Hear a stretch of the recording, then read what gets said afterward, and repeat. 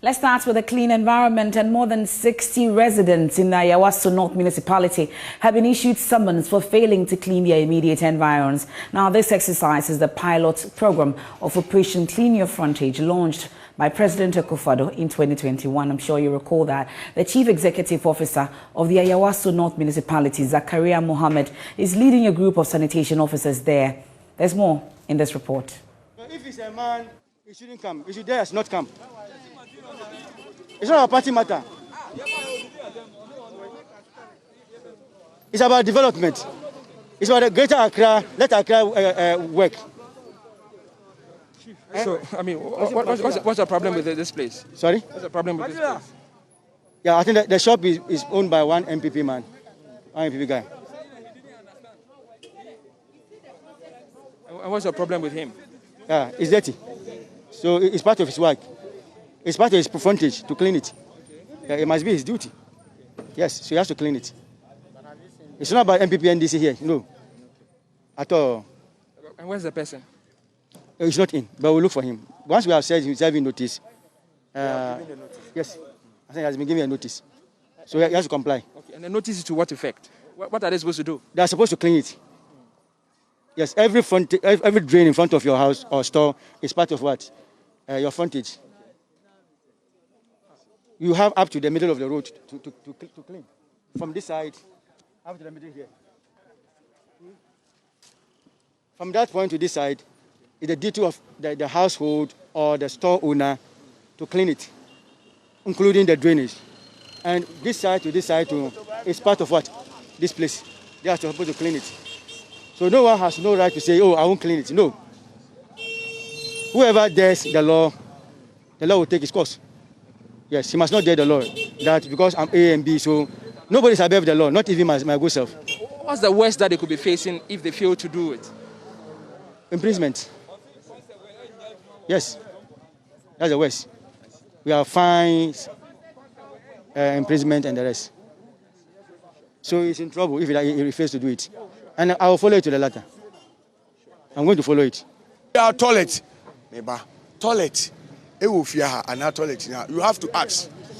What I say. So it's not me as a person now, because every week, every 2 weeks, you clean in front of me. Mobile money shop, me clean you, clean. But here's the case: Anajunia will be on Indomie midnight. What I say, midnight will be at the Indomie or the Guha. Ebetom, your junkies area of up Bibi or Babetoa. Obi in Tom Pure Water, but on so at the ha, from a bit to got any. Me, as about what's mean cleaning me frontage, me walk box to see her, ye num pure water, ye do tum. Every Thursday, every Omama, that's my church anymore. Material. Once a car frontage act. Once from store no. From store no. To the middle of the road. Halfway. You are responsible for everything here. Whether it's drain or not a drain, once it is in front of your house, it's your duty. What I said. And you shouldn't have argued with them. Oh, but with a mommy. So once I said, yeah, now what about office? Yeah, that's the best bet. As if you are fighting with them, no, it's not the rest. No, never do that again. You don't seem to be happy about the style that the AMA is using to query you. I like the attempt of trying to sanitize the area. That is the good way to move. But here is an area, it's a settlers, and everybody is in. So no, law is law. Yeah. So I want them. As what we want is they should give us some rules and regulations that we use. So if I see somebody putting it, I will. Yes. So they should let everybody put net, joint by joint. It is better for us. When you came, you said that they've called you and you were coming, so you didn't see the need for the summons. Because it's impromptu. I didn't know anything. I learned that the minister said that this year there should be Operation Clean Your Frontage. We know the information, but we don't know the day it will come. But it's a good project. We like it. Your name? My name is Alhaji Sani. Thank you. Material, honorable material. Yes. Yes. So, like you can see from this particular operation here, this is an open drain that lies just in front of the stores here. This stores lined up here, and they are expecting that as part of the operation Clean Your Frontage, the owners of this shop would actually clean this open drain here. More people express displeasure with the modus operandi of the operation Clean Your Frontage. Well, some of them say that, well, you cannot ask them to do clean areas like this that lies in the middle of the road where the quota have been used to cover it. Bossman, so what are you suggesting? No, it's the simple things. This they come to lay this quota. We are telling these people that they shouldn't seal the mouth, because every time when we are commoting the gutter, you used to remove this iron, then we clear the gutter. They didn't listen to us. Now you block this thing. How can we remove this thing? How can we remove this thing? And the gutter, we are the one that taking the gutter. Even though we volunteer ourselves every 3 months, there's a club here. We call ourselves Little New York Club. We every 3 months we come out every gutter in this area. Even though recently we think about this road, this one, they have blocked this gutter. This gutter, they have blocked it. We want to come out this gutter and make the lane. And we need the MC the help. This gutter is too choked. The pressure here is too much. They should come and cut this gutter to join this lane, because this lane is empty when there is a rain. We are trying to explain it for them, but they don't want to listen. They are giving us pressure. And this gutter, we are the one who is committed every time. Even though this is my big brother, every time. So you think it's not fair to... It's not fair to us. Because all the rubbish will come from up there, come here. We are going to close the shop permanently. Not even temporarily, permanently. And look at it. You don't have that right to put a structure over a drain. It's not allowed. This is even beyond Operation Clean Your Frontage. This is a criminal offense. Yeah, so I've called in the police. I've called in the police to come and arrest. And we'll close down the shop. He put this here, and then he's operating business on it. It's not allowed by the law. So look at what he has done. This is a criminal offense. Does the law allow you to permanently close it down? We will close it down till further decision is taken on that. Yeah, we are closing the shop down. Yes, as a sort of punishment.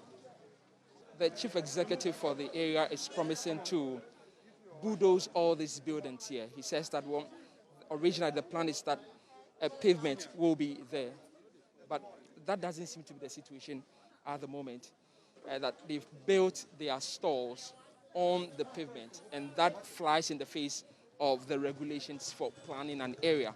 So it's promising that it's going to bring the task force and remove all of these stores that you see by this road. We have summoned the person, one called Baba Adamu, I think that is the uncle, and we asked them to send the car away. They should send the cars away from here. They must not be here. The car must not be here at all. This is a pedestrian work week. Yes, you sit here, they do their things. We have ignored it. But to the extent of what? Rearing cattle here, I think it's not the best. So we are taking action. So for now, because we are piloting, he has to move the cattle away. We will not prosecute for now. But if he fails, then we'll prosecute. Yes. What about the drain? Yes, it's part of it. So he has to clear the drain.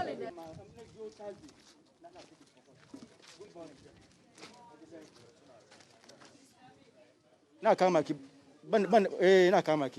courtesy begins at home. We first started where I was born and bred, my house.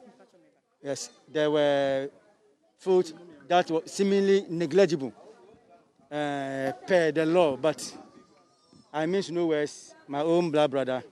Yes, I issued summons to him. So meaning if my brother has not been spared, it means no one should be spared. I use that to set example to others. The operation is going on successfully. Yes, at the same time, it's creating awareness that Sama of the old days is back. Is back with a bang, with a big bang.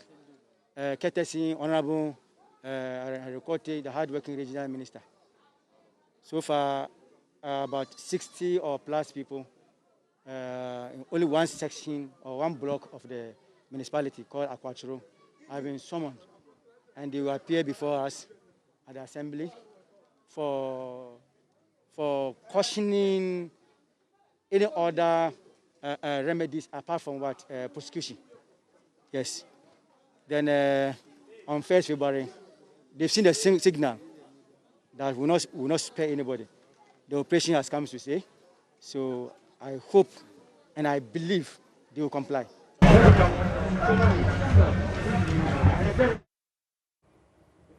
So that's the situation from the Ayawaso North. Now, there are still long queues at Simbri registration centers despite the rollout of new measures by the NCA to address the chaos associated with the process. So a statement from the authority said it was establishing various ad hoc registration centers to expand access and to ease pressure on mobile network operators. However, several days after this, JoyNews checks reveal the situation is rather worsening. Take a look. Get here 3 o'clock in the evening, please. They should help us. Someone for maybe next week I'm going to work. They should help us. The network is no good. I beg. All the time, they should give us enough time so that you can do it. For past, months that I've been working here, it's very difficult as it is. Everywhere you go, you are very stranded for registering a SIM card, just for a SIM card, wasting a whole lot of days throughout here, and it's very frustrated. So we are appealing to the authorities to do something about it. They should have extended the days or the numbers that we could have time to do it, because some people, we are supposed to go to work or do our routine, normal routine, but we are here to stuck over here throughout the day, and it's wasted, and it's very frustrated. So we are pleading to them, because here is the case, the network is not working. I have been here getting to, 2 hours now, and still I'm not hearing anything from the network or whatever it is. So it's becoming frustrated. I was told people are here 3 o'clock dawn, and they are numbered, but still, some of them are still here before I came to meet them. So just imagine if the network is working now, we that came about 2 hours or whatever it is, what is going to happen? And it's very, it doesn't make sense. So we are pleading to them to, do something about the time being or the factor of it, so that we'll see what we can do about the chip. Yes, please. That's our appealing to them. Yeah. I was thinking around this time that the time is drawing nearer. There should have been a mechanism. Like you can see that a lot of people are here. I was thinking that a personnel can come outside, set another table so that the registration will move faster, rather than us queuing here for long hours. I don't even know whether I'll have the patience to wait or I will go and come another time. The movement is slow.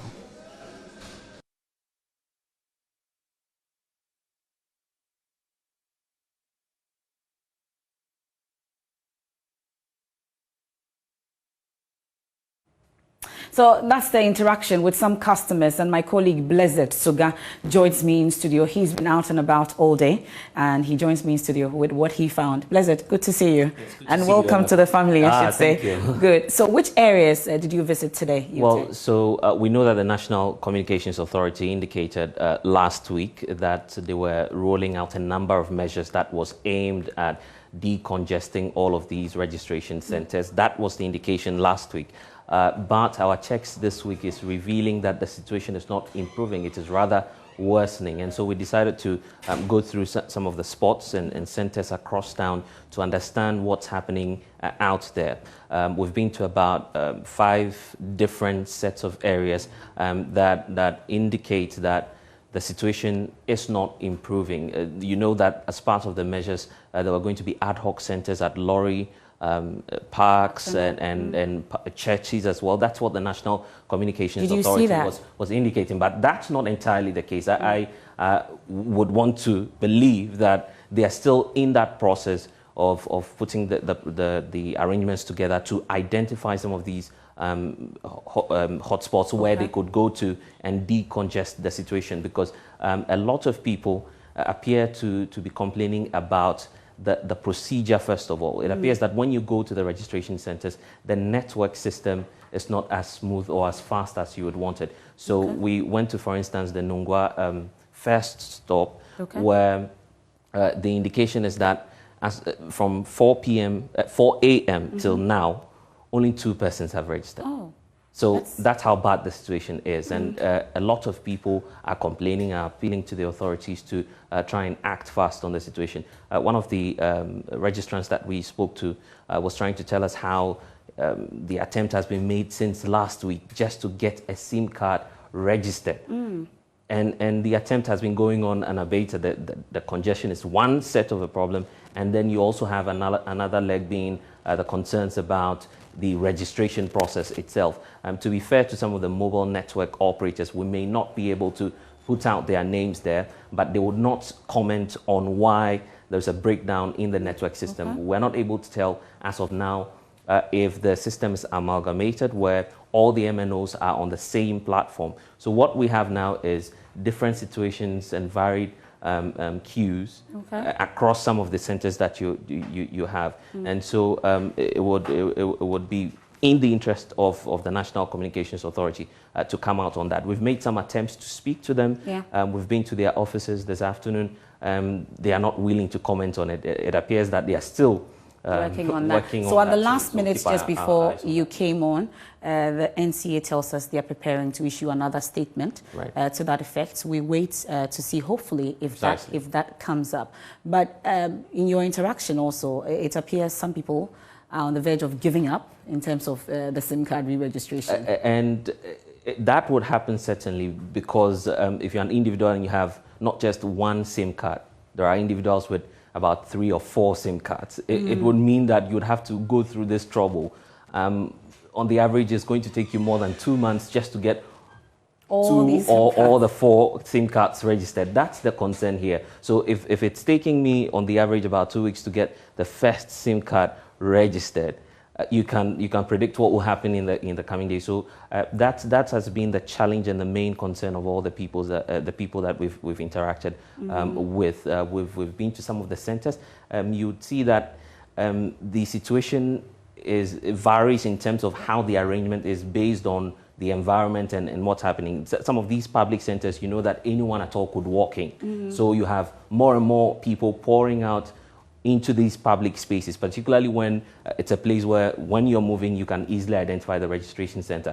But for the registration centers that you have within buildings and within commercial centers, it will take people who have foreknowledge that there's a registration center there to go in there and then begin to of course, go through the process as well. So that's the variation in terms of what's happening with regard to the registration exercise. But is it the same across all the networks? I know you don't want to give specifics in terms of the network providers, but we are told that some networks are busier than the others. Is that what you noticed? That's true, and many of them remain tight-lipped on what their secret is, particularly with the ones that we've spotted, who appear to be doing much more better in terms of their registration process. I understand that some of the telcos are adopting another approach in terms of how they could decongest even at their level before the NCA comes through.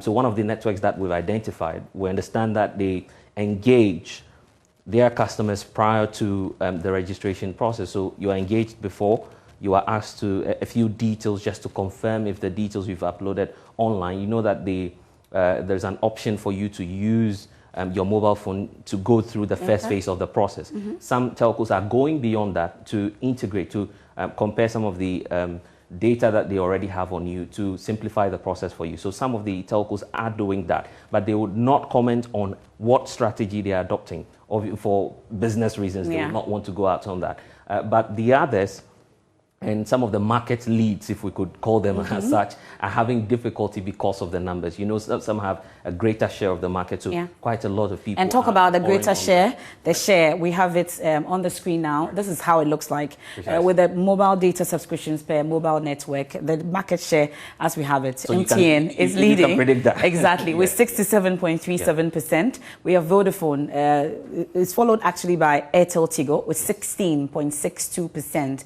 Then we have Vodafone with 14.34%. Then Glow is 1.67%. So that's how it looks like in terms of the shares when it comes to mobile data subscriptions per mobile network. And on the grounds, it appears it's visible. That's what we're seeing as well. So it's obvious that once you have more numbers We're expecting that there will be pressure on your system, there will be pressure on your network.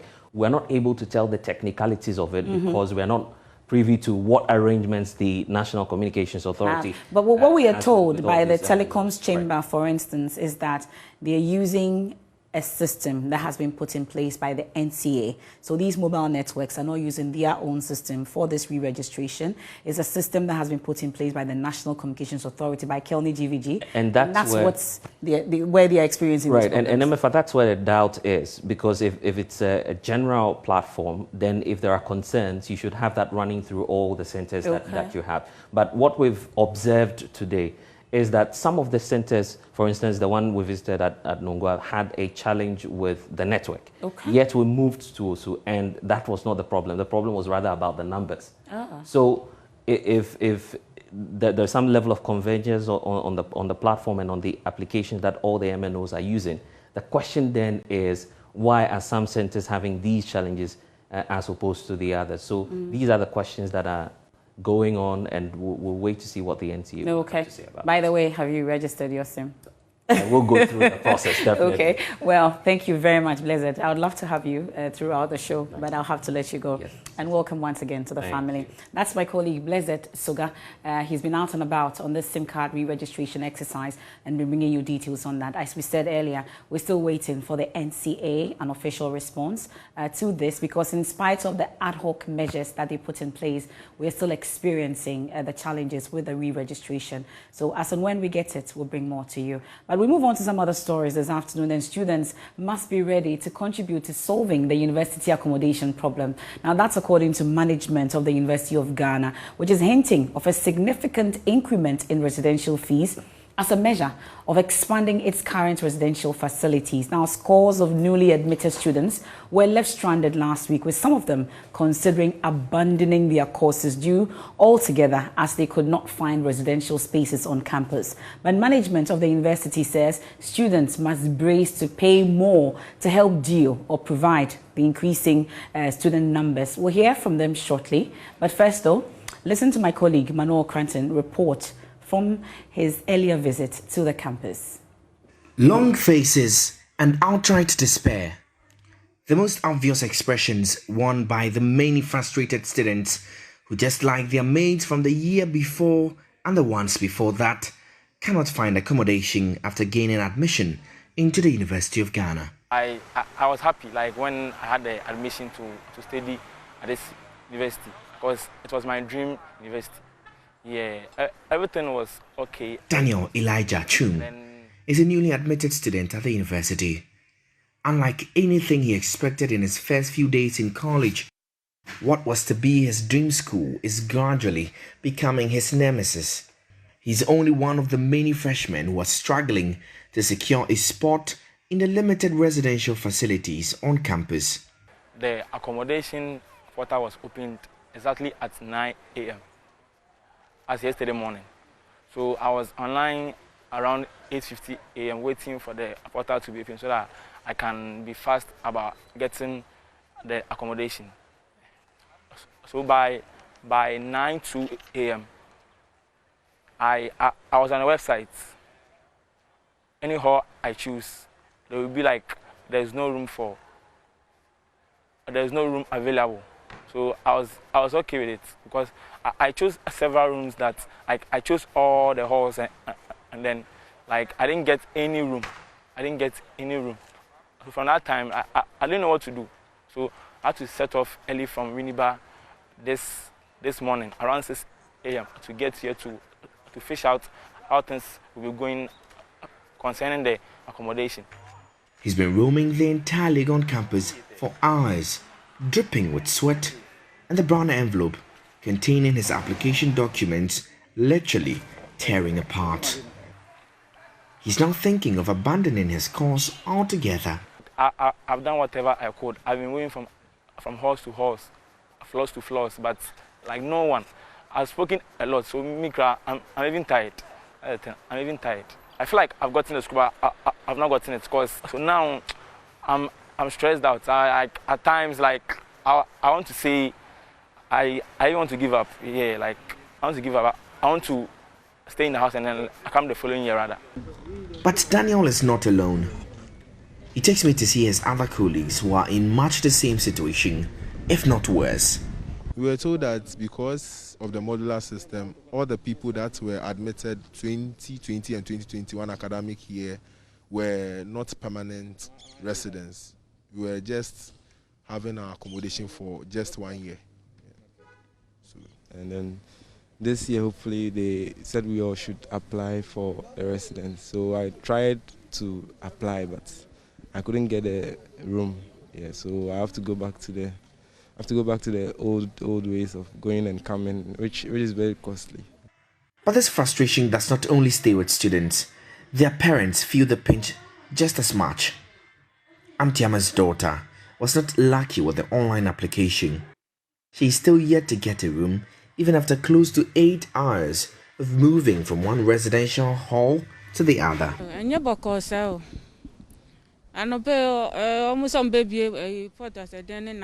Things are not well. They said the portal was to be opened at 9 a.m., but we tried and couldn't get access. Now they say the rooms are all taken, and we are coming all the way from Winneba. How is my daughter supposed to come to school all the way from Winneba to Legon every day?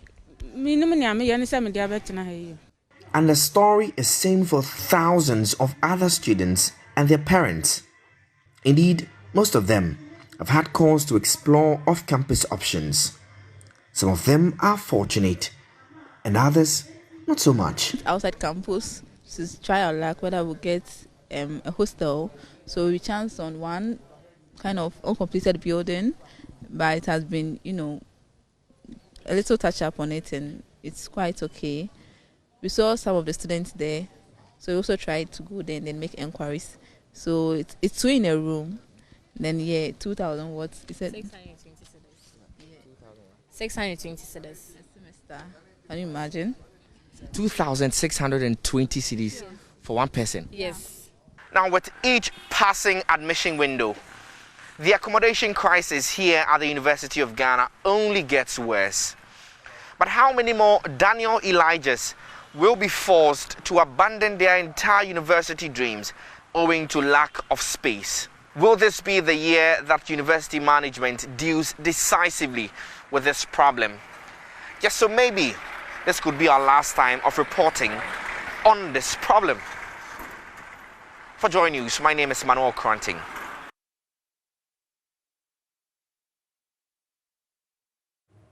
Well, it doesn't look like that will be the last time, Manuel, because the university is meanwhile asking students to brace for an increment in their residential fees. Dr. Uyafi Akenting is head of halls at the University of Ghana.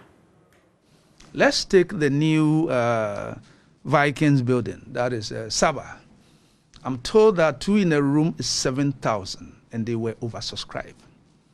Sometimes you ask students to pay more, you ask parents to pay more, and it becomes like we are going on a looter. And I think that if we continue to pay this 510 per semester for traditional halls, we are not going to make much progress. So my appeal is that in as much as we understand that our pockets are not enough, since education is important, we need to concentrate on that and be willing to pay more so that existing facilities could be not only improved and enhanced, but probably to help us to put up new ones. For instance, Legon Hall, we have space for Legon Annex C. Annex D, we have C already, but we don't have the funds. But if students will be willing to pay a little bit more. But as a temporary measure, Dr. Uyafi Akenting says management has secured some 400 extra beds in and off-campus facilities for interested students. On term, already, private individuals have provided. We have African Union, so that is be another option to have more of that. Then the other is the university. Also, I chair that committee. We have what we call off-campus accommodation. Within certain radius or meters, we had about 12 kilometers radius of University of Ghana. We put an advert, Daily Graphic, Legon website, and we have a number of facility owners who applied. And our PDMSD, that is our Physical Development Office, went over to inspect, to look at location, facility, security. So we have close to 400 beds from that. That's the initial thing with that. And those will be made available on the Legon website, most likely tomorrow. And that is not going to be the application we've done for on-campus rooms. But this, you go there and check. They all have the photographs, they have the location, they have the rent, they have any other information that you need to make a decision. So you can go. In other words, the university has taken that initiative, and we're going to continue that. So that's the situation on campus. Let me take you now to the North Tongue district of the Volta region, where hundreds of residents of Odoi in that region have given the Inspector General of Police a 7-day ultimatum to call to order land guards in the area. The residents say they have lost their farm jobs and their property to the activities of these land guards. They allege that the police in the district have teamed up with the land guards to destroy their property. Some of them have been speaking with JoyNews on this. Since 2017, there has been some happenings in Podwe, of which we did our best to put a stop to it. But due to the 1992 Constitution, we cannot put the law into our own hands. So therefore, we've been reporting the issues to the authorities, the law enforcement authorities. But in actual fact, the police are not helping us in the area. Whatever report we give from the district, from the police station through district to region, nothing has been done about it. At times when attacks have been effected on the people, some of the people in the community, they rush to the police. They will just ask them to go. They will not even record their, receive their complaints.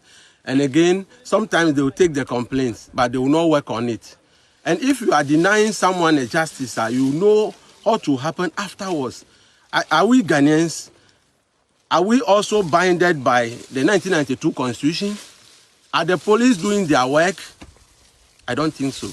The happenings in this community is alarming.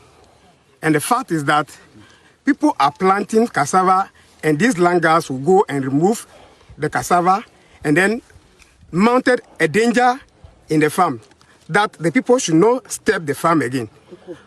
At this moment, here we are in a farm where almost 2 acres of coconut plantation and then orange plantation have been cut down totally. And these happenings, the youth in this community are not ready to listen to whatever the police in this jurisdiction are saying. Because anytime we invited them to come, when there is a happening, they keep on promising that they will come and they will never come. All we could see is that when motorbikes are passing, they stop motorbikes and take money from them, and they don't even come when things are happening in town, wherever they are supposed to keep peace.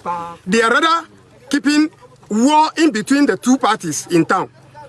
When things happen to the other side, they will come, and when the other party is in danger, they will never come. When you report it to them, they will never act, they will not respond to it at all. We are pleading to the media to send this message to the whole country that what is happening in Podwe, if IGP will not take action and talk to their men at Juapon, then the next time, if IGP refuses to abide by the 7 days ultimatum given him, we will respond to him and then defend our lives accordingly. These are residents of North Tongue. Well, my colleague Ivy Setoji has been monitoring that. She joins us on the line with more. Ivy, first off, let's talk about the number of communities we are dealing with here and what exactly is the extent of destruction of property. Well, according to the residents, about 4 communities, that's the Podwe and Advent that has Lanka, especially Podwe, the area that we visit them. And so they are asking that they ask if they come the matter address the report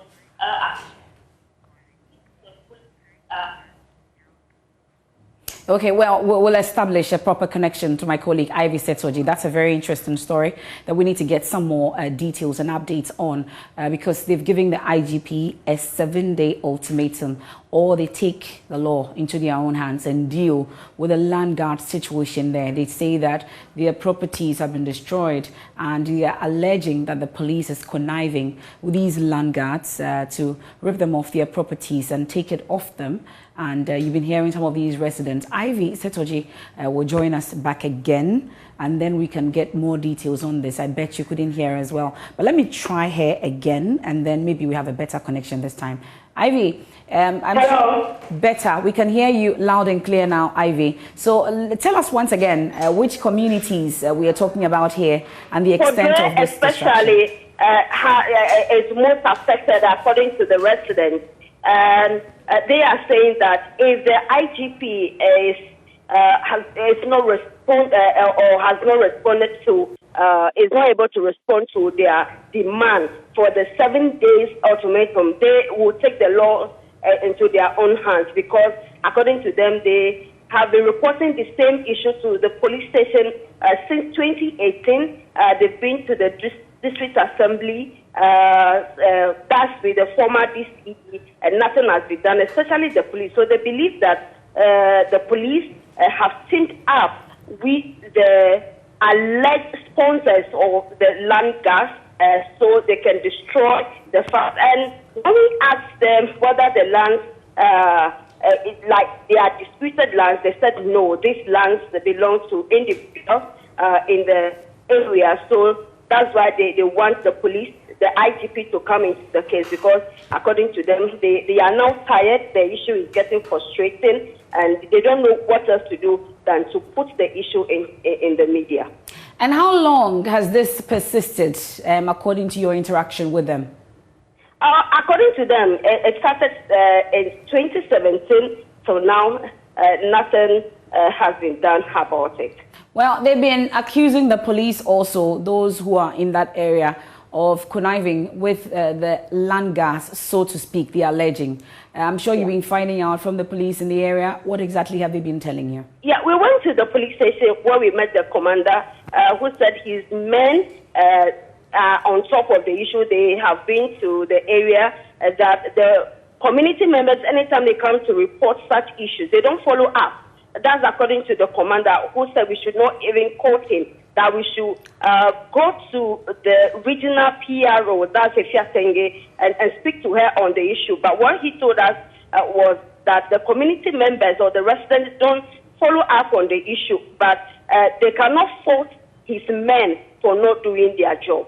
Okay, that's my colleague Ivy Setoji. She's the Volta regional correspondent there, bringing us up to speed on the situation in North Tom when it comes to land guards and the concerns raised by residents. It's a good time to take a quick break here on The Pulse. Please stay with us. We are right back.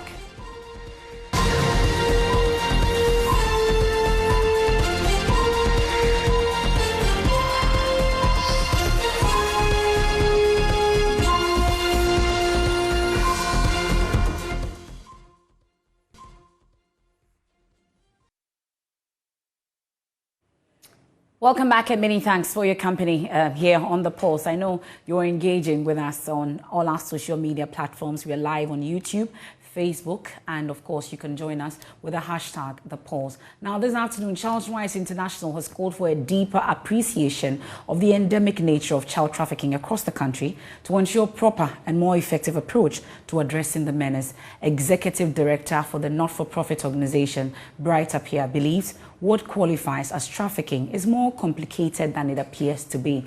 His comments comes at the back of the latest JoyNews hotline documentary dubbed Children in Cocoa Labor, which has led to the arrest of some 8 persons in connection with suspected child trafficking. He spoke on the AM show. In Ghana, there have been a lot of effort in reducing child labor. In 2015, the child labor rate was almost around 48%. But based on the data that we've collected in 2021, which we will soon launch the report, the child labor situation is around 22% now.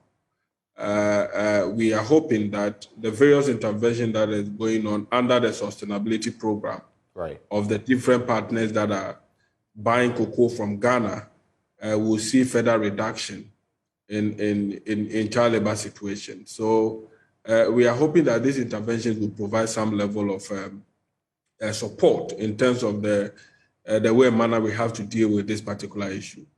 I personally feel that in dealing with this, we need to have a structure in handling some of these things because the issues of trafficking, if you look at the various indicators that comes out in terms of what you qualify to be trafficking issue is a bit deep and very complex. So the calculation of it is very, very important. And this is what stakeholders like Cocoa Board, the Ministry of Employment, and any other institution that is working in relation to dealing with child labor must have a full understanding of it so that when we are practicalizing it, we know that Ghana is taking certain steps to be able to do with that.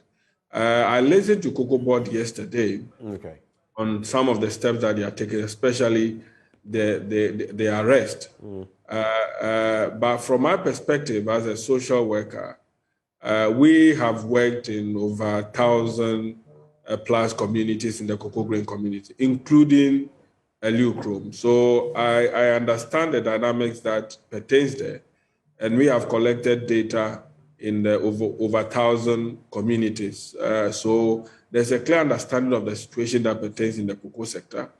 And then what partners are doing to also bring some of these things under control. And where it matters the most, if you need a police to be involved, we have to involve them. So I feel that the clear picture that needs to be painted by Cocoa Board wasn't so clear yesterday, only on the arrest. And arrest is just a minute part of the whole trafficking issue.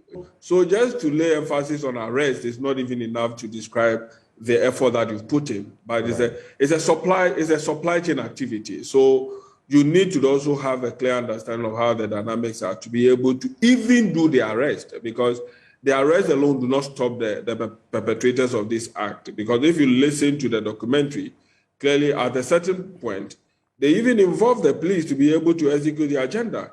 So you cannot just say that I have caused arrest and that ends it. But the emphasis should be placed on a sustainability program that are going on and the effort that are being made to rescue some of these children and the things that the ministry and other cocoa buying companies are doing in these various communities. Then we'll have a clear and a full understanding of the situation and how to deal with it. But if we even want to lay emphasis on trafficking, you will know that those who are involved in this kind of act are not only targeting the cocoa sector, but it is a business for them. Once you want a child to be engaged in any kind of activity at all, they are available to provide it based on your specific needs. So if you go there to tell them that you want a child to work in the cocoa farm, they are there to provide, not necessarily because they think that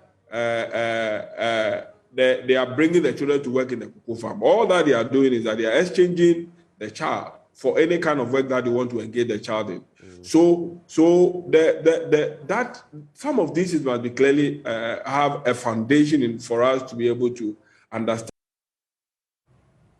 That's Charles Rice International right up here there on this new latest hotline documentary that we've published, put together by Kweti Nati, Children in Cocoa Labor.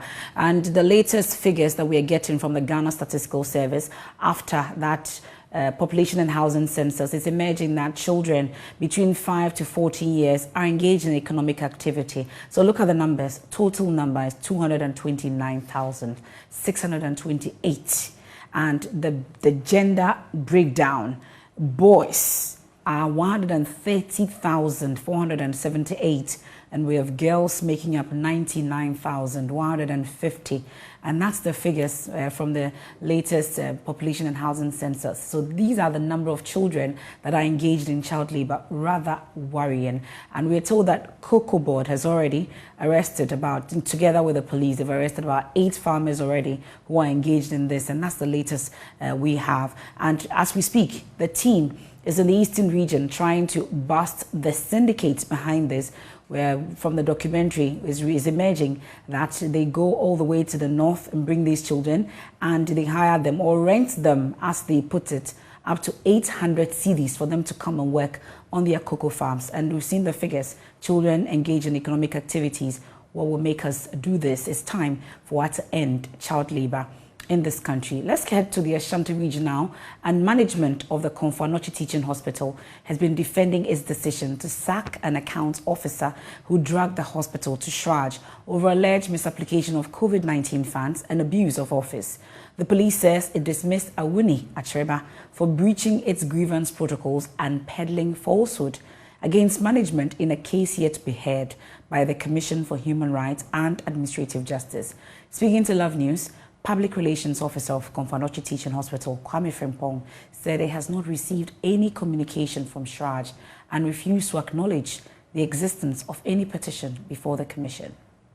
The disciplinary processes into this case started long before the matter was sent to Shraj. He had made allegations prior to going to Shraj, and so the process were already on. As we speak, we've not been notified or invited or written to by Shraj, either formally or informally.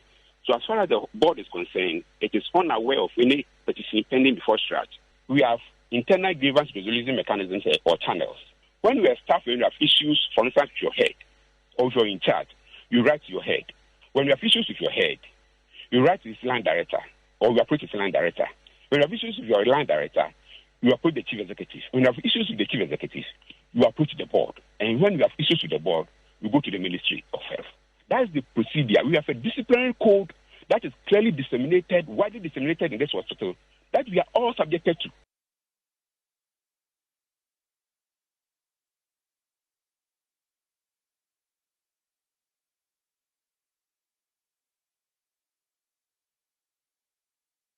We'll get to hear from the petitioner shortly after this.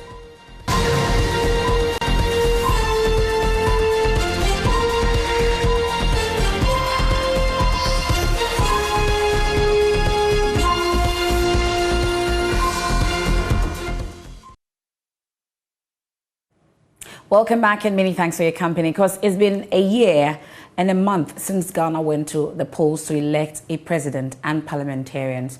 But the people of Santuf, Kofi, Akpafu and Likbe, and as well as Lolobi, commonly referred to as Sal, were disenfranchised due to the creation of these new districts. Petitions from the people of Sal are yet to see them go to the polls. Well, pressure group Fix the Country say the refusal of the Electoral Commission to provide satisfactory response to the concerns of the Sal people or to allow them to vote for MP is in bad taste. They have therefore petitioned the President of Ghana to remove the AC chairperson Jean Mensa and her deputies from office for failing to fulfill a constitutional mandate. Santro Kofi, Akpafu, Likbe and Lulobi, commonly referred to as Sal, was originally part of the Hohoi municipality of the Volta region, but was included in the Oti region upon the creation of the 6 new regions in Ghana. Now, though the area was part of the Buem constituency, with the creation of the new districts, the EC was under obligation to create a new constituency to give the people a representation in the 8th Parliament.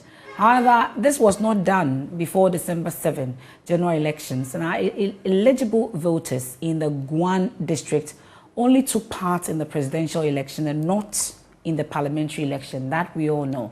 As a result, the people of the Guan district could not elect a member of parliament to represent them. While there's been incessant calls for the creation of the constituency to enable the people elect an MP, but that has since not been done up until today. We are yet to get any official response from the EC or the presidency following this petition by Fix the Country campaigners. But my colleague, Peter Seno, has been to the area He's our OT regional correspondent. He joins us via Zoom for a conversation on this. We've been hearing from people who are campaigning for them, but what are the people themselves saying about this development? Peter Seno, if you can hear me and on news as well, let's talk about the impact on life of the people of Sao. What exactly have they been telling you in terms of what the effect or the impact has been on them? MFR, as you rightly mentioned in your introduction, the people of Sao area, now Guan district, feel shortchanged within the Ghana's democratic process, as apart from events from December 7, 2020, and subsequently not having a representation in parliament. And interaction with residents from the area, but they are disappointed in government so far for not being able to create a constituency for the area, so to have a representation in the 8th parliament. Although the district delayed, the inauguration of it delayed, well, finally it was inaugurated, and then they have a district assembly now. But a representation in parliament, which they say would be a lobbying instrument for them to bring projects to the area, is what it's lacking. And for them, their basic needs, water, good roads for the area, they would need an MP to represent them and lobby for these things for them. And so they feel shortchanged within the process, and they want government, as a matter of urgency, but take steps within the shortest possible time to respond to their needs and their call to have a representation. In fact, any form of election they would have to conduct to get a representation for them in Ghana's parliament is all that they want, so that development somehow could come to the area, MFR. Okay, but the chief and elders, for instance, because most of the time, the people that we hear advocate for Sao are largely not from the area, at least from what we've seen. We have a few people, advocating for them. But the chiefs and elders, whilst you interact, what exactly is the talk, for instance? Well, the last time we spoke to the chief for Central Kofi area, he made the same call on government to come to their aid. In fact, for them, it is development they want. And in fact, adjoining roads, though government is doing much of roads to the area, roads generally are in bad shape. And so they would have to complain to someone who is closer to government. And the next arm that we know works or scrutinizes government budget and policies is our representations in parliament, the MPs. And so they would want someone to come out within the shortest possible time, as government would want to do it, and then represent them. But the conversation generally is that they would want a representation within the shortest possible time, so that they would also have a voice or a say in the developmental process and then in the democratic process, as it were. Okay, but so as it stands now, is it that we all know that MPs are not supposed to engage in development, for instance? That's the excuse that we always get. But at least they facilitate, they lobby amongst others. So as it stands now, who is speaking for the people of the Guan district? Literally, there is no one. And unfortunately, the DC they have, in fact, passed on, I think, on the 11th day, haven't been sworn into office. And so for now, they do not have much representation that will take their issues to government for them. And so it's a great worry to them. So that is the situation here. So government would have to even nominate someone to represent them pending his or her approval by the assembly. And so for now, there is no that strong link between the people of the Guan or the South area and then government. Well, but the people, in your interaction with them, do they have any plans of taking this issue up further, like we're hearing the Fix the Country campaigners do? Well, according to them, they've petitioned government, even before this Fix the Country petition to get the EC chair removed. They've petitioned government, but well, I think the issue is even in court. And so that is it for now. But, well, if they don't, demonstration is what they say they would have to embark upon. But that, well, we don't know how fruitful or strong an instrument that is will be for them to get their issues addressed. But if they don't have anything within the shortest possible time, they would have to hit the streets so that government would lend a listening ear to them. Okay, that's Peter Senu, our OT regional correspondent. Many thanks for your company this afternoon from the OT region. It's refreshing to see you this afternoon. That's Peter Senu giving us all the details from Santro, Kofi, Akpafo, Likpe, and Lulubi. That's the situation. And the Fix the Country campaigners have actually petitioned the president to fix the situation. We'll see how that pans out. But it's time to talk football. Pretty much excited about that. Even though our performance was not the best against Morocco, the Black Stars of Ghana say they will be charting a new path to bring back its AFCON campaign on track after faltering in their first Group C game against Morocco.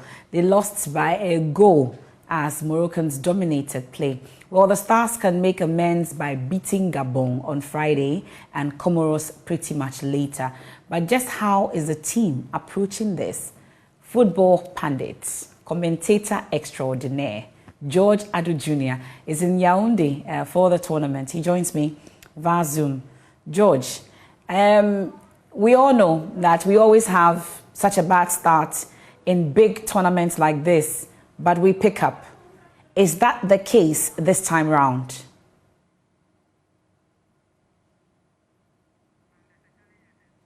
Okay, well, we'll try again. I don't know. We'll get George. I'm sure Yaoundé's network is not as good as that of Ghana. But we'll try again and establish contact to George Adu Jr. on this. A number of you have also been sharing your views, your thoughts on this. Most of you very angry about the situation. But we are told to calm it because Ghana, we always do this. We have one goal project. We even go all the way to the finals. So there's nothing really to worry about, as the pundits have said. But some have also mentioned that we actually lost yesterday's game at the bench because Milo was hesitant in making certain tough decisions or taking decisions that could have made us score earlier, because it was like all the pressure was on us. There were times that we didn't have any shot on target throughout the game, and the Moroccans just took their chances and then, you know, scored us at the very last minute, the dying embers of the game. And that's of concern to many. That is this the tactics? Is this the approach that we are going into this? The excuse has also been given about the fact that we didn't have enough time. He didn't get enough time with the players. Just about 7 days or a week or so. That's the time he got with the players to be able to go into that tournament. But the argument or the counter argument people have actually put across is the fact that when he was appointed or when he was brought into the country for the qualifiers with the World Cup and AFCON, he had much less time with the entire team. He didn't have the complement of the team, but he was able to, you know, make it happen. So then that cannot be the best excuse. But of course, there's been controversy also about the timing of this particular AFCON and whether it should be shifted to the summer, whether we should have it in June or we should maintain it in January so that we can have the full complement of the team. But it's like you may have the full complement of the team, but decision making in terms of who to put where and at what point you should substitute when you see that the game is going in a certain way is also a matter of concern to many of the football pundits I've listened to on this. But the president says, go and bring the cup home. That is the charge. They'll have to listen to the president, won't they? Let's see how that goes. And I'll try again and see if we have George Adu Jr. Back with us. I'm very passionate about this because I'm hoping that in my 40-year life, this will be the time that the Black Stars will pick the cup again, because the very last time was in 1982, just about when most of us were born. And in our lifetime, we haven't seen that happen. We don't want to see it in our old age. We want to see it in our youth this time around. So let's see if we can keep hope alive and hopefully bring the cup to Ghana. George, is all clear with you? Can you hear me, George? Well, it doesn't look like we have George Adu Jr. just yet. Some of you also have been interacting on it. I don't know if we can get into what Ghanaians think about our performance and whether the agenda of bringing the cup back home is on. Let's see. But we'll hear from you. But let me bring in George Adu Jr. once again. George, you're joining us via phone this time. Yes. MFR, can you hear me? Super. How is Yaoundé today? Yaoundé is cool. I think Yaoundé is very cool. Okay. We're trying to recover from the shock result between Algeria and Sierra Leone, but fairly okay. Everybody's fine.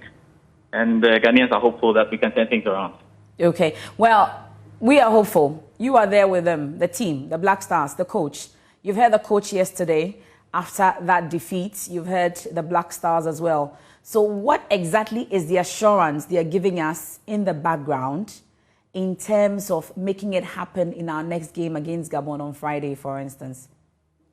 I think first there's an indication that they are much hungrier or more hungrier for a better result, and that's what they will be hoping to do.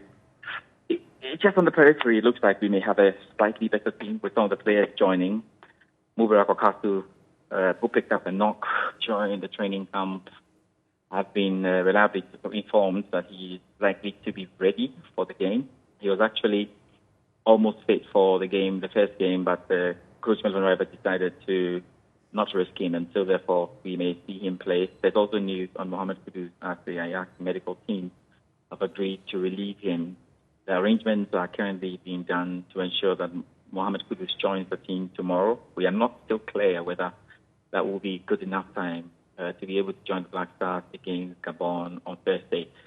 So any way you look at it, we may have a better team on the pitch. We may have players who are more cautious. And then we may play against a less organized side than Morocco. Gabon won against the Comoros Islands, yes, but they are not a very, very organized side. And so there is a feeling that we may be able to get around Gabon and obviously do the same against Comoros and try and qualify out of this group.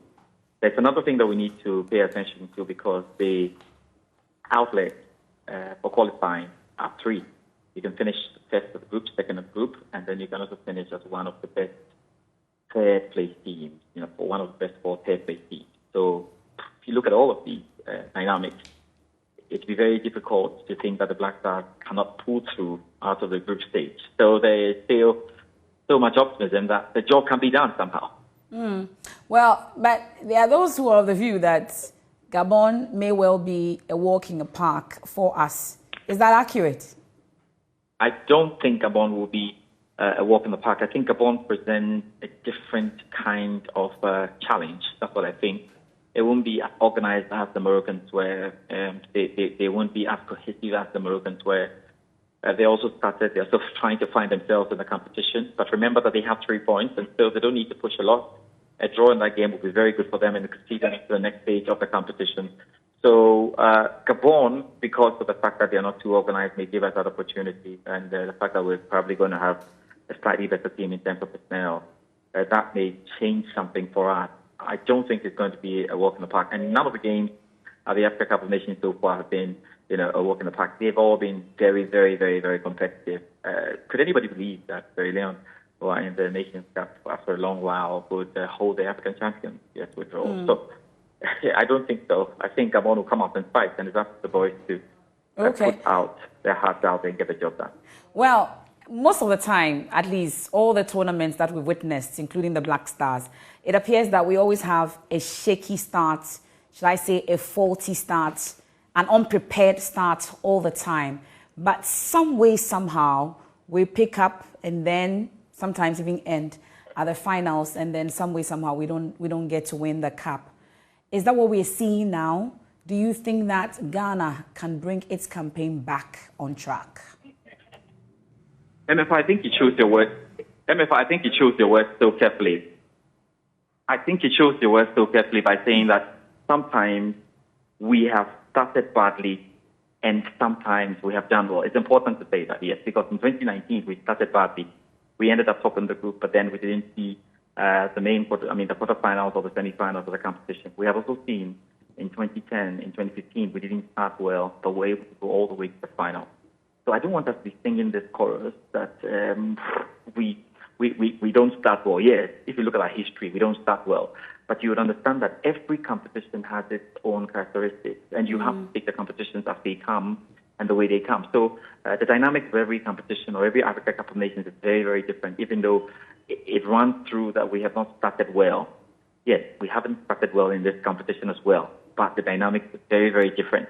And all we can do is try to focus on the next game, which is very important. So at the moment, it is the final against Gabon, get the 3 points, and then you go on to the next game. I like to look at it this way, rather than to look at it the other way, say, oh, we don't start well, and once we don't start well, we're going up to the final. That is not what the record says.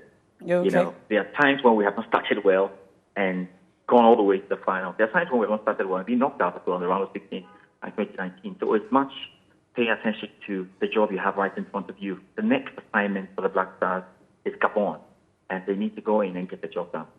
Well, there was a charge, which is go and bring the cup. Is that a charge to keep by the Black Stars as put out by the president? Well, I'm very sure that President Akufo-Addo, when he was going on with the charge, deep down knows that it's not as easy as telling your national team to go and win the Africa Cup of Nations and they go and win it. It's good to give the boys a target.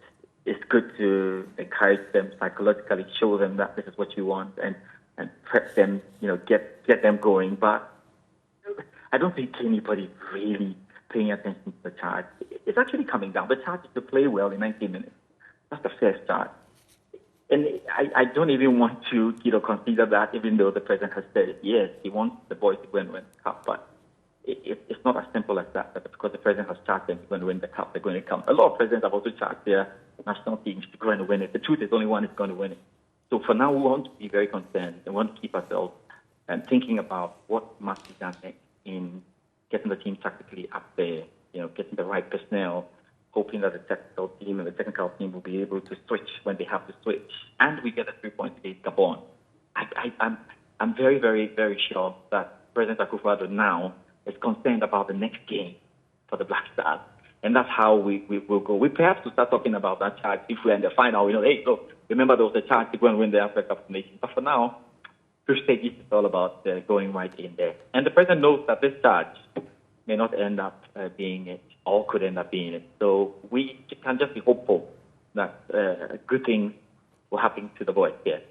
And hopeful will continue to be, George. But the 30 million coaches of this country have started working the math, the tactics and everything that came to play yesterday during our game with Morocco.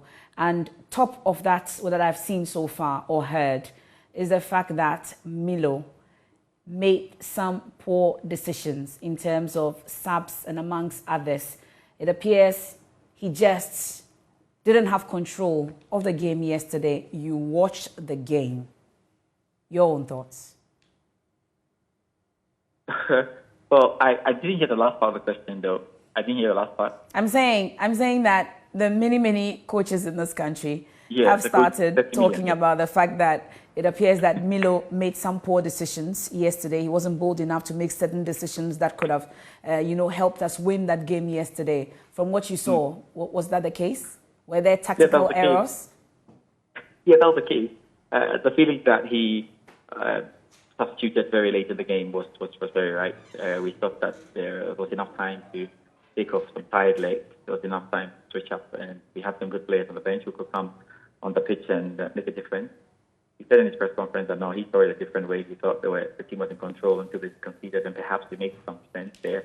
Because once they kind of considered, he lined up 4 substitutes. Yeah, so I think that we lost the game a bit from the bench. Plus, some of the players not turning up on the day, through that position in midfield and obviously in attack. So, it wasn't a good day for Ghana. But we are all trying hard to move on to the next game where we're hoping that things will be done right. So I'm sure Milivan Raivat is still learning about the team. I should say, because the thing is, he hasn't had quite a lot of time with a full complement of the team. And that's because, the World Cup qualifiers will give you just about 4 days, maximum 1 week. Players are just arriving late. You don't have the time to really go through them and practice. You compare that again to what happened when they went to Qatar preparing. They didn't have the full complement of the team, obviously, because of the decision by the various football governing bodies to release the European players on the 3rd of January. So they haven't had enough time. If you compare this to when he came to Ghana, the last time he was in Ghana, he had a chance of going to the 2009, Africa Championship chance. He had a chance of seeing the under-20 boys stadium for a while. And so he had some more time to keep a team together and put them out there to go and do it. He has not got that luxury. So we hope that in the next game he can step up. Obviously, so far as tactics are concerned, he knows that he has to step up. He's very aware of that. Okay. And the boys are ready. Are they still in high spirits or they're down? Your interaction with them, how does it look like? Yeah, they were down, and I think that being down was normal in just the first minute, so just right after the game. It's normal that they were down. But this is the profession. They understand what it is. You have to buckle up, get up, and go for the next. And that's exactly what they're doing. In about an hour and I think 30 minutes, we'll see them in training. And then we're able to read the body postures better and be able to tell where they are. But knowing how competitions go and how tournaments go, when you lose one game, it's not over. You go on and put in your best. Exactly what they're doing, at least from picking up from a lot of people we're spoken to right now in camp. George Addo Jr., many thanks for your company, joining us all the way from Yaoundé, taking a look at the Black Stars and our game yesterday with Morocco and looking ahead at our game with Gabon on Friday. You also know that we have selected games and commentaries that we're bringing to you live on Joy 99.7 FM. You can't miss it. And George Addo Jr., Gary Al Smith, the entire team are on hand to bring us all the analysis and all the games as and when they happen. Live from Cameroon is the AFCON 2021. Let's continue to support the Black Stars for them to bring the cup home. I am hopeful. I don't know about you, but we'll see how that goes. We move on to some other stories now away from football. And the Ghana Revenue Authority has announced a 0% tax for persons receiving monthly salary of 365 cedis and below, or annual salary of 4,380. Others will also see a marginal increase in their monthly salaries. What's informing the new rates and to what end? Deputy Commissioner General of the Ghana Revenue Authority has been explaining on JoyNews Prime last night. He spoke to Ernest Menu. One of the intervention, as far as the policy intervention, has to do with the individual tax rates, which is supposed to provide safety net for the low-income, earners. Okay. Now, what it is that if you earn 4,380 per annum, the law says that don't pay tax at all. 4,380 Ghana, you are not paying any tax. If we convert this one into month, that means that if you earn 365 Ghana cedis per month, you don't pay any tax at all. Okay. If you additional income of 1,320, you pay tax rate of 5%, which works up to 66. Now, what it means is that if your total income for the year is 5,700, you are paying only 66. That is the first 4,380, you don't pay tax on it at all. Then the additional 1,320, you pay tax at a rate of 5%, which is 66. Now, what does it mean? What it means clearly is that there is going to be a marginal tax rate, marginal relief, as it were, for self-employed persons and salaried workers. If you are a salaried worker, obviously you are going to experience a reduction in your tax payment. This is just because government has reviewed upward the individual tax rates to provide some cushion to some individuals. But let me just hasten to say that if you are high income earner, of course you may also experience a little drop in your taxes. It's just going to be a little, not so much. Whatever it is, there is an increase in disposable income. So just for clarity, this is mainly going to benefit low-income earners. So if you earn so much, like my producer, Abla De Souza, it means that this may not apply to you. Obviously, every person will experience a marginal increase, but those who are going to actually experience so much are the low-income earners. Great. So your producer certainly will experience some little. Very little. Okay. Now, does this place any responsibility on the employer or employers? The responsibility it places is that the employer is required to actually deduct the appropriate taxes to the Ghana Revenue Authority. So it may require to the employer to configure their system to ensure that they accommodate the new race as provided by law. And it's official. Abladi Souza is the highest paid as it stands now. Well, let's head on to some other stories now. And the West Mamprusi Municipal Chief Executive, Arimia Osomolaki, has appealed to the Ministry of Gender, Children and Social Protection to increase the number of LEAP beneficiary households in the municipality. According to him, the expansion of the LEAP beneficiaries has become necessary due to the increasing number of extremely poor household communities where many inhabitants are struggling to feed their families. The MCE made the appeal at the community of Bill, where he led a delegation on a working visit. Chief and executive and his entourage were in this community on a fact-finding mission after the chief and his son claimed that the community was recording a number of deaths related to extreme hunger and food shortages. At the chief palace, the MC and his delegation met with the chief, his elders and a few other members of the community. He announced the reason for their presence in the community. When I came the last time, Chief didn't tell me anything about orphans dying in hunger. The truth of the matter is that even if there was something of that sort, the first complaint should have been to the district chief executive through the assemblyman. Then maybe we'll come and verify. Hunger and orphan dying is a national security threat. For that matter, it has a very big weight that we cannot just sit down and look at it that way. So I am just here with my social welfare officer and then the assemblyman and then with the BNI officer so that we will know actually the truth about the issue and then we can see how best we can resolve it accordingly. The chief had reported that the community, which is inhabited by the minority tribal Talenses, was recording an increasing number of orphans whose parents were dying due to excessive drinking of alcohol as a result of poverty. The chief further stated that these children were also perishing due to hunger and neglect and called for immediate assistance. But before the chief could be given the opportunity to speak, the municipal director for social welfare and community development, Alhaji Abdul Wahab, gave a briefing about the LEAP intervention in the community. Yes, indeed.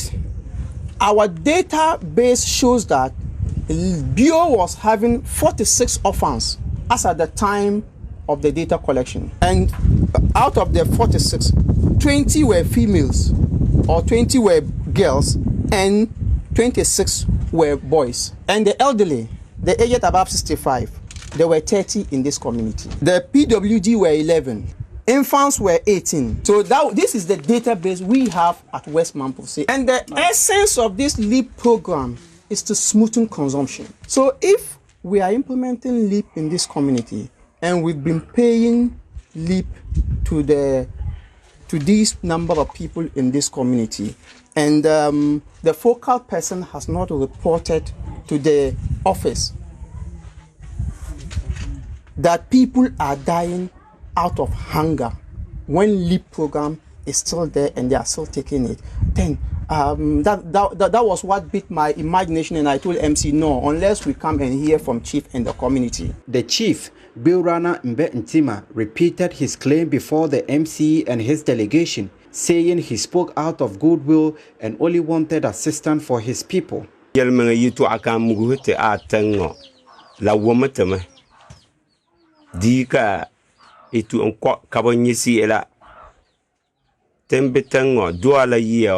I said was that there is suffering here. There is no food. We had very bad deals last year, and there are orphans, about 11 of them, plus widows. We used to have cattle which I inherited, but thieves came and stole them, leaving us with nothing. It has become a burden on me. That is why I made those appeals. I made those comments about the orphans and the hunger here, but I'm not enlightened to appreciate the consequences of the report I gave out. So,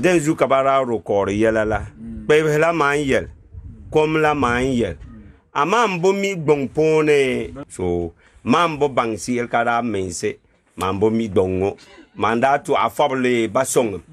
In response, the MCA, while calling on the Ministry of Gender, Children and Social Protection to intervene urgently, promised to facilitate the inclusion of the community into the school feeding program to reduce parents' burden and encourage children to go to school. I want to appeal to the Ministry of Gender, Social Protection, that they should expand the leave beneficiaries, not only to the community, but to the entire municipality. West Mamprusa has overgrown, and we have a lot of aged people that will need the support. I also want to plead that the amount given to them should also at least increase, so that at least, even if not for investment, but it should be enough for feeding. I think that will also come to solve the problem. Last year when I came here, I made an appeal that I have to add their school to the school feeding program. So it is part of the schools that we have forwarded to be given a school feeding program. So that maybe one of the things that will also motivate the children to be going to school is when they get the one hot meal.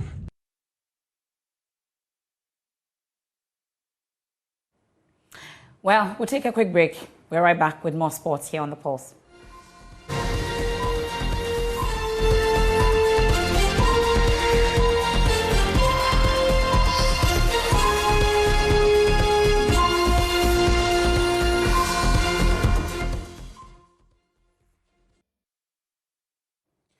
Well, welcome to Sports Live here on The Pulse with me, Ore Kwampo. For currently, the Super Eagles of Nigeria are beating the Pharaohs of Egypt by 1-0. First half goal scored by Leicester City forward Kelechi Iheanacho, and we're sure the residents of the Igbo chief in Ghana would have been buzzing when Iheanacho's goal went in.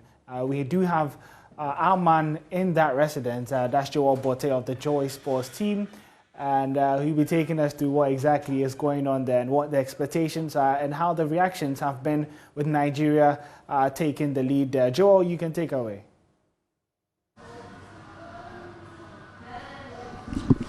Okay, thank you, Oreku. I'm currently at the residence of the king of the Igbo community in Ghana. I have a few guests with me who I would interview just so we know what's going on during the game.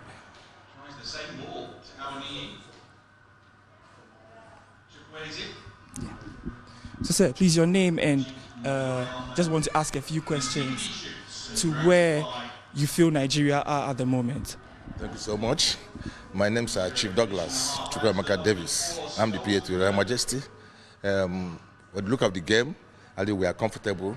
Nigeria started the game with mental character, okay, and just like our guy playing on the left flank, Moses Simon Ebe, is supposed to hold his space and try to control himself. So if you have that, he'll be crossing ball accurately.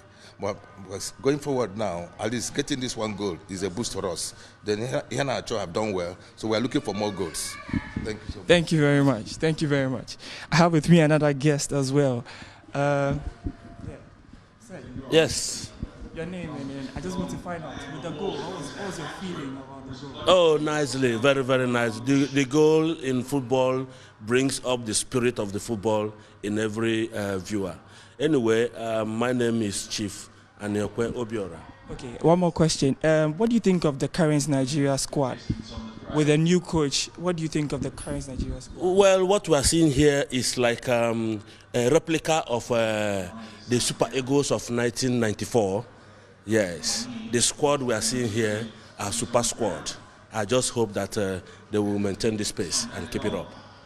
Thank you very much. We have another guest. Yeah.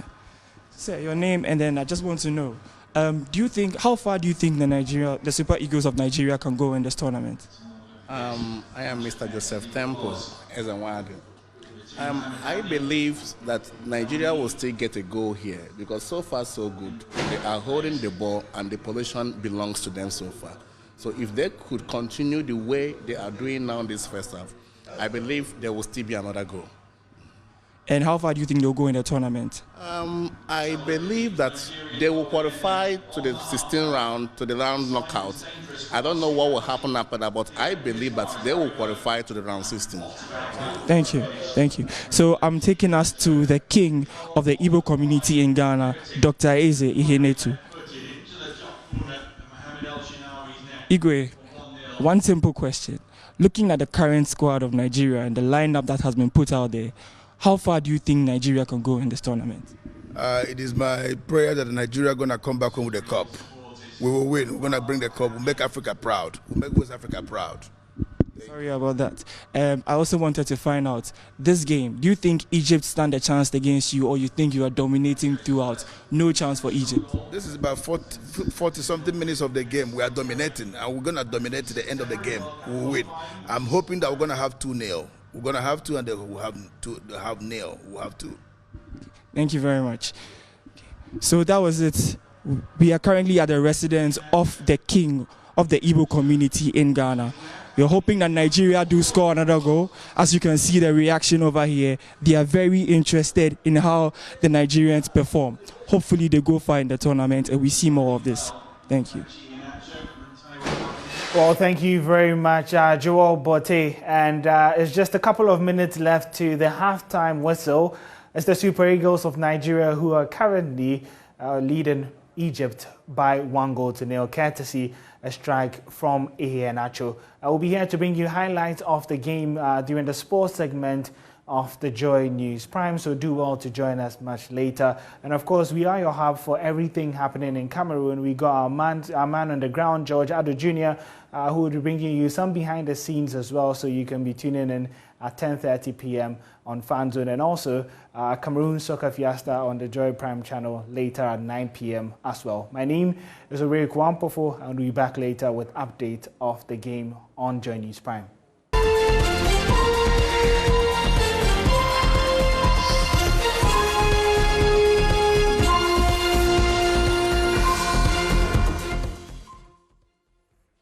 And this is how the cookie crumbles for today's edition of The Pulse here on the Joy News channel, also on all our social media platforms. Many thanks for your company.